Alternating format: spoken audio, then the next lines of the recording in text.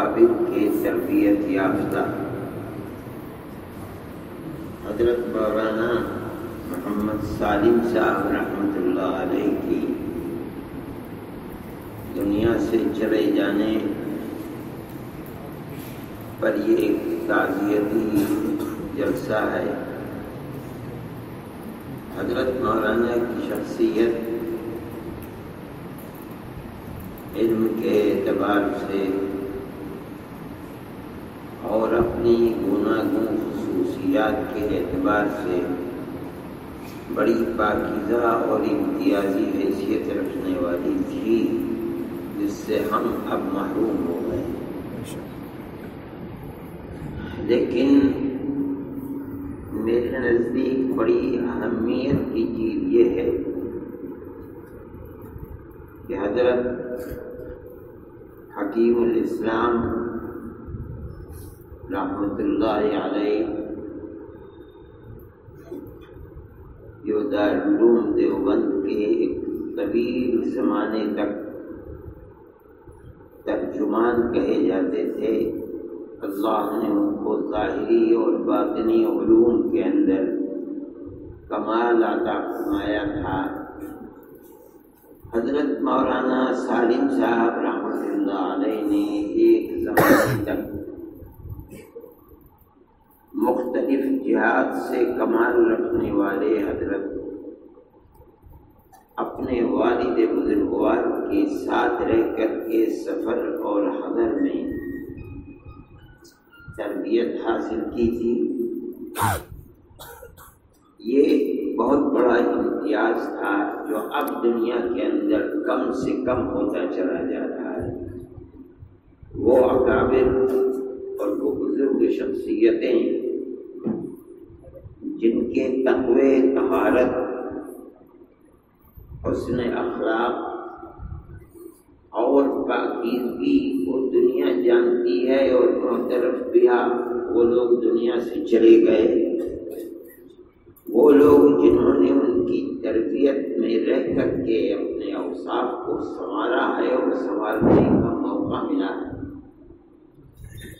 وہ لوگ بھی غنیمت تھے۔ اب وہ لوگ بھی چلے گئے، اور بڑوں کے چلے جانے سے جو خلا پیدا ہوتا ہے اس کو پورا کرنا بہت مشکل، بلکہ اب تو اس زمانے میں ایسا ہے کہ ناممکن ہو جاتا ہے۔ فتنے، مفاسد ہر سطح کے اوپر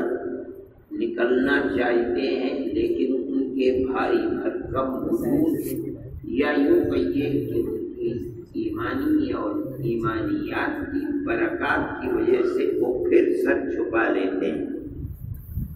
اور یہ دیکھنے میں آیا ہے کہ ان کے اٹھ جانے کے بعد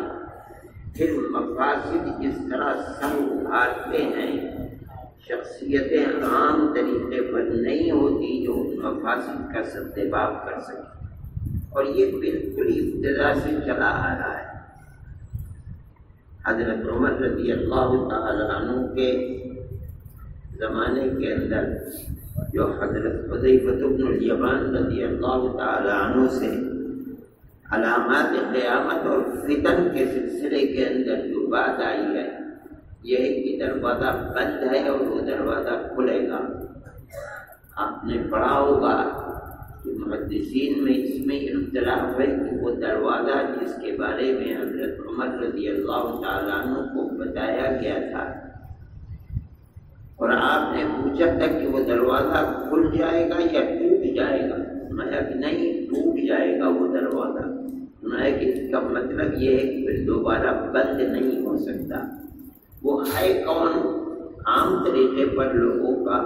محدثین فرماتے ہیں حضرت عمر رضی اللہ تعالیٰ عنہ، لیکن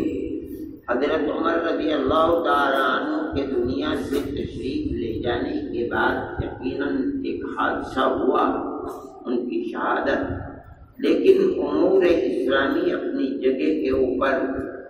بالکل صاف اور ستھرے انداز میں چلتے رہے، اور حضرت عثمان رضی اللہ تعالیٰ عنہ نے 12 سال آپ کا دور خلافت ہے جس کے اندر فتوحات کے دروازے کھلے ہیں، اس لیے ابن عربی یہ کہتے ہیں کہ وہ دروازہ عمر ابن الخطاب نہیں تھے جو ٹوٹا ہے، وہ دروازہ عثمان ابن عفان۔ جو بھی درمیان میں صحابہ کے اختلافات ہوئے ہیں اور فتنے برپا ہوئے ہیں، حضرت عثمان رضی اللہ تعالیٰ عنہ کے بعد ہوئے، حضرت عمر بن الخطاب رضی اللہ تعالیٰ عنہ کے شہادت کے اوپر وہ فتنے رونما نہیں ہوئے۔ یہ ایک زمانے سے چلی آ رہی اکابر کے اٹھ جانے کے بعد وہ فتنے جو ان کے وجود کی بنیاد پر دبے رہتے ہیں، ان کے اٹھ جانے کے بعد فتنے اٹھتے ہیں۔ حضرت مولانا سالم صاحب رحمۃ اللہ علیہ، اللہ نے یقیناً ایک زمانہ اختلاف کا آیا، لیکن حضرت مولانا نے اس اختلاف کو اپنی تقریروں کا موضوع نہیں بنایا، تحریروں کا، یہاں تک کہ اللہ نے اس کو ختم کر دیا۔ میں سمجھتا ہوں کہ حضرت مولانا کے زمانے ان کے وجود کی بنیاد کے اوپر ان فتنوں نے سر نہیں اٹھایا۔ اب وہ ایک پیڑھی تھی جو اس دنیا سے چلی گئی، جانے کے بعد جو ان کے اخلاق ہیں ان کے سر کے اوپر ایک بوجھ ہے۔ میں تو یہ دعا ہی کرتا ہوں کہ اللہ تعالیٰ نگہبانی فرمائے، شرور و فتن سے محفوظ فرمائے، اور وہ خیرات و برکات جو ان بزرگوں کے وجود کی بنیاد پر تھی اللہ ان سے محروم نہ فرمائے، بلکہ ان برکات سے ہم سب کو نوازتا رہے اور شرور و فتن کا مقابلہ کیا جا سکے۔ اللہ تعالیٰ ادارے کی، ان کے پسماندگان کی حفاظت فرمائے، نگہبانی فرمائے، ہم سب کی نگہبانی فرمائے، اور اللہ جن چیزوں کو وہ چھوڑ کر گئے ہیں دنیا میں، اللہ ان کو سرسبز و شاداب فرمائے، اور یہ ادارہ بھی شرور و فتن سے محفوظ و معمون رہے، ان کے اخلاق بھی شرور و فتن سے محفوظ و معمون رہیں۔ اللہ ترقیات عطا فرمائے اور اپنے فضل و کرم سے ہم سب کو نوازے، ان کے درجات کو اللہ بلند فرمائے۔ وہ یقیناً حضرت قاری طیب صاحب رحمۃ اللہ علیہ اپنے والد کے علوم کے وارث تھے، اور جو چیز ان کو اپنے اکابر سے ملی تھی آخری سانس تک انہوں نے اس کی حفاظت فرمائی۔ اب اللہ ان کے اخلاق کو یہ توفیق اور سعادت عطا فرمائے کہ وہ ان اخلاق کی اور اس امانت کی حفاظت کر سکیں، اور یہ بغیر اللہ کی توفیق اور سعادت مندی کی نہیں ہو سکتا۔ ہم دعا کرتے ہیں کہ اللہ ان کی ہر طرح گھریلو زندگی کے اندر بھی اور تعلیم و تربیت کی زندگی کے اندر بھی اللہ سرسبز و شاداب رکھے اور اس امانت کی حفاظت کی توفیق عطا فرمائے۔ وصلی اللہ تعالی علی خیر خلقہ سیدنا محمد وعلی آلہ واصحابہ۔